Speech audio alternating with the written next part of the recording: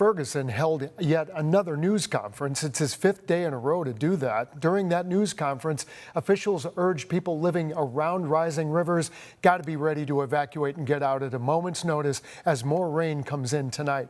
KIRO 7's Allison Amoy is live for us in Kent. And Allison, earlier today you spoke with the governor. What did he have to say about what's happening now? Gary, the governor was very clear that we need to evacuate if we are told to do so. So we are on South 277th Street. Eric just spoke about this area. If you take a look behind me, this road has now been closed in both directions. We're going to try and push in. I know it's dark, but you may be able to see how this roadway has been flooded. There are lights from the traffic lights beyond there that are reflecting in the floodwaters on this road. Now, the governor did say that it's imperative to obey evacuation warnings and get out as soon as you are told to do so. Now, as we've been reporting all last week, rising floodwaters and historic flooding have caused damage and forced many people to evacuate across western Washington. Today, Governor Ferguson said about 250 emergency evacuations have taken place, and thankfully, no deaths have been reported from the floods. As more rain is expected this week, authorities are asking residents to be ready to go at any time.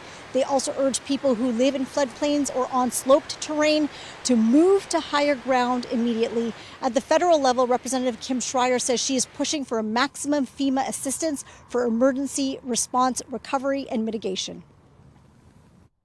Take pictures, keep track of your economic impacts, because that will help you get maximal help from FEMA once FEMA comes in. And it is nearly impossible to be made whole, but we want to make sure that the federal government does everything it can to give the maximal assistance.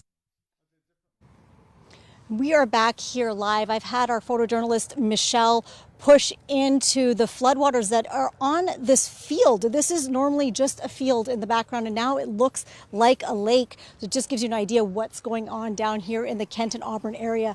Coming up in the next hour, we'll tell you about one local community that did what it did to prevent flooding and how it has been very successful this time around. For now, we're reporting live near Kent. Allison Amoy, KIRO 7 News. And Allison, even despite a dry day yesterday, those waters are just not receding as fast as people would like. So the work continues. Thanks for your coverage.